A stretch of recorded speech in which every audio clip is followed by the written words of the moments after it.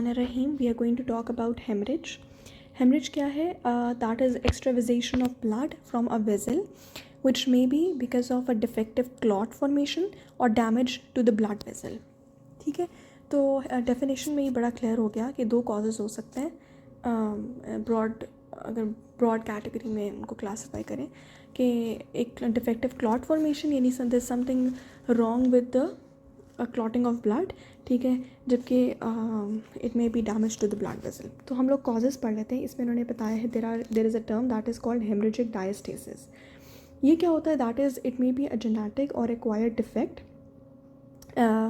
In the vessel wall, ठीक है, in the platelets और द कोगुलेशन फैक्टर्स. जेनेटिक या एक्वायर्ड डिफेक्ट है या वेसल वॉल के अंदर या प्लेटलेट्स के अंदर या कोगुलेशन फैक्टर्स के अंदर, ठीक है. इफ़ यू रिमेंबर, मैंने आपको पहले बताया था जब कंटेस्टेड टिश्यूज़ होते हैं उनका एक ये होता है कि वो कैपिलरीज रप्चर कर जाती हैं जिसकी वजह से फोकल हेमरेजेस होते हैं. अगर आप चाहो तो मैं आपको दिखा भी सकती हूँ. किधर लिखा था मैंने? यस, यहाँ पे मैंने लिखा था कि इंक्रीज्ड इंट्रावास्कुलर प्रेशर की वजह से एडीमा और एडीमा की वजह से capillary rupture leading to focal haemorrhages. So ये क्या था? That was congestion. So congested tissues के अंदर भी ये हो सकता है. ठीक हो गया. इसके अलावा ट्रॉमा और सर्जरी में ब्लीडिंग होती है. ऑब्वियसली आपने एक इंसिजन देनी होती है, और ट्रॉमा यानी कि कोई भी इंजरी. लेकिन हमेशा एक बात याद रखिएगा कि haemorrhage can be something that from very trivial thing, ठीक है. आपकी उंगली पर कुछ खाना पकाते हैं, कुछ सब्ज़ी कट करते हैं, एक कट पड़ा है तो वो भी एक हेमरेज ही है. Starting from there to an emergency situation जहाँ पे मैसिव ब्लड लॉस हो, both are under the category of haemorrhage. उसको हम हेमरेज ही कहते हैं, ठीक है.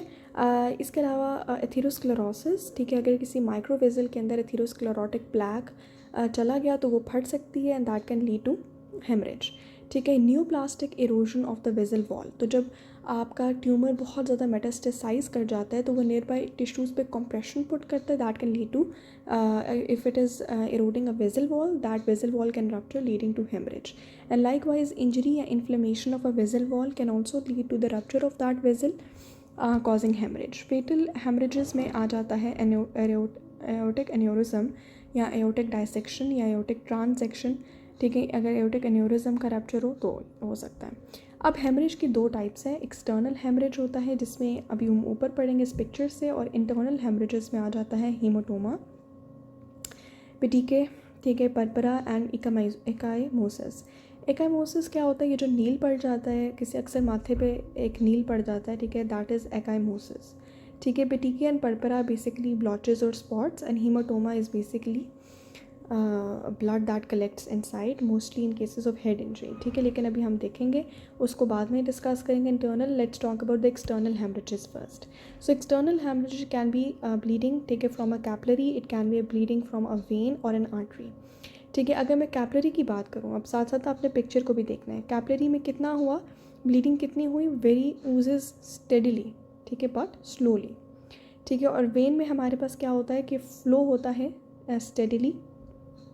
स्टेडी फ्लो है, ठीक है ना. Flow steadily under less pressure, मतलब उसमें प्रेशर जो है दैट वो स्पर्टिंग वाला नहीं होता. जबकि अगर स्पर्ट करके ब्लड निकल रहा है, bleeding spurts with each heart beat, then it is an arterial thing, ठीक है. तो मोस्टली अगर हाथ पे जो छुरी से कट लगता है वो एक कैपिलरी की वजह से हेमरेज होता है, ठीक है. लेकिन कुछ वेन्स वाला होगा तो वो that will be under less pressure, spurt नहीं करेगा. स्पर्टिंग होगी तो दैट विल बी आर्टेरियल. अच्छा, let's talk about haematoma. Haematoma जो है अगैन वो कह रहे हैं कि that often ranges in significance from trivial, ठीक है, to fatal. A massive retroperitoneal haematoma resulting from rupture of a dissecting aortic aneurysm, ठीक है. ब्लीडिंग किसी कैविटी के अंदर भी हो सकती है, जैसे हमने एडीमा के अंदर बात की कि अगर एडीमा किसी कैविटी के अंदर कलेक्ट हो तो उसको हम एफ्यूजन कहते हैं. तो लाइकवाइज या प्लूरल, ठीक है ना, effusions in the pleural cavity, hydrothorax, hydropericardium, ठीक है. तो वहाँ पर हम हाइड्रो बोलते हैं और यहाँ पर हम हीमो बोलते हैं, ठीक है. तो हम इसको हेमरेजिक एफ्यूजन भी कह सकते हैं, या फिर हीमोथोरिक्स, हीमोपेरिकार्डियम, हीमोपेरिटोनियम, या haemarthrosis which is basically collection of blood in joints.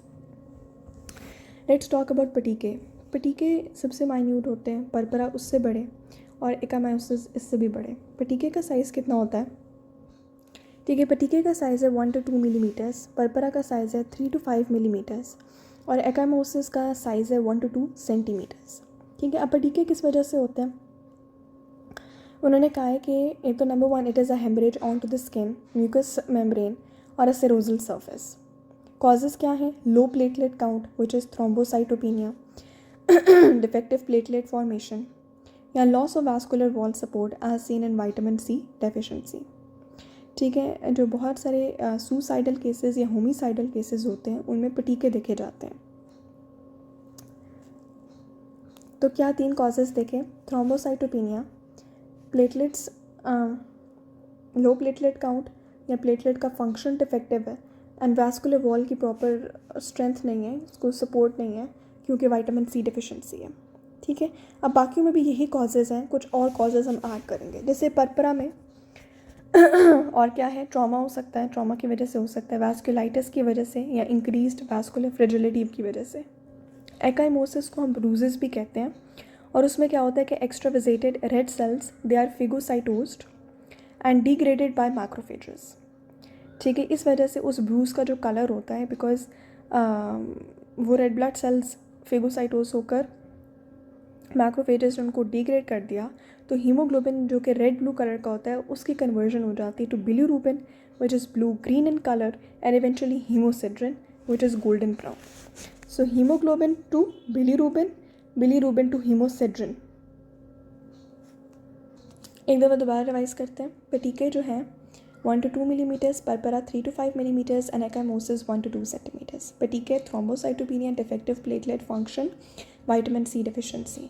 Apart from these causes purpura जो होते हैं वो हम हो सकते हैं बिकॉज ऑफ वास्कुलाइटिस, ट्रॉमा, ठीक है, एंड डिफेक्टिव वेसल वॉल। ठीक है, एनाकाइमोसिस में कलर क्यों चेंज होता है? क्योंकि रेड ब्लड सेल्स जो हैं दे आर डिग्रेडेड इन फेगोसाइटोज, जिसकी वजह से हीमोग्लोबिन चेंजेस कलर, ठीक है ना, फ्रॉम रेड ब्लू या red brown to the colour of bilirubin to the colour of haemosiderin, and haemosiderin का गोल्डन कलर होता है, इस वजह से ब्रूज अपीयरेंस आती है। Let's talk about the outcome. अगर 20% up to 20% blood volume loss है तो हाइपोवोलीमिया हो जाता है, हाइपोवोलीमिक शॉक लिखना था। Chronic recurrent external blood loss अगर है, फॉर एग्जांपल पेप्टिक अल्सर की वजह से या मेंस्ट्रुअल ब्लीडिंग की वजह से, that will lead to iron deficiency anaemia. लेकिन अगर हीमाटोमा है, इंटरनल ब्लीड है, कोई और इंटरनल ब्लीड है, तो आयरन डेफिशिएंसी एनीमिया नहीं होगा, क्योंकि आपकी जो आयरन है, ठीक है, वो रिसाइकल हो जाती है from the phagocytosed red blood cells. और बहुत ज़्यादा ब्लड लॉस में जॉन्डिस भी हो सकता है। तो जॉन्डिस क्यों होता है? That is because of the massive break down of red blood cells and haemoglobin. Compensatory क्या है? Mechanism to restore blood volume after haemorrhage. अच्छा, ये हमारा टॉपिक नहीं है, लेकिन मैंने वैसे बता दिया कि अगर 20% से ज़्यादा ब्लड लॉस हो तो आपको पता है कि हाइपोवोलीमिक शॉक होना हो सकता है, तो उसके लिए आपका रेनिन एंजियोटेंसिन सिस्टम एक्टिवेट होता है ताकि सॉल्ट और वाटर की रिटेंशन हो। सिम्पैथेटिक नर्वस सिस्टम एक्टिवेट होता है, एक्ट्स ऑन योर अल्फा-1 रिसेप्टर्स, ठीक है, उनसे कहते हैं कि ब्लड वेसल की कंस्ट्रक्शन कराए, ठीक है। बीटा-1 पे कहता है यानी हार्ट की इंक्रीज़ करता है कॉन्ट्रैक्टिलिटी, ताकि ब्लड वॉल्यूम इतना फॉल करे। माइक्रोस्कोपिक अपीयरेंस, ठीक है, इन एरिया जहाँ पे हेमरेज हुआ है, obviously will be seeing red blood sales outside the blood vessels, ठीक है। क्या होगा? हीमोसिड्रिन होगा, गोल्डन येलो कलर, ठीक है। एंड अगर प्रूजन ब्लू रिएक्शन आएगा one stain with potassium ferrocyanide.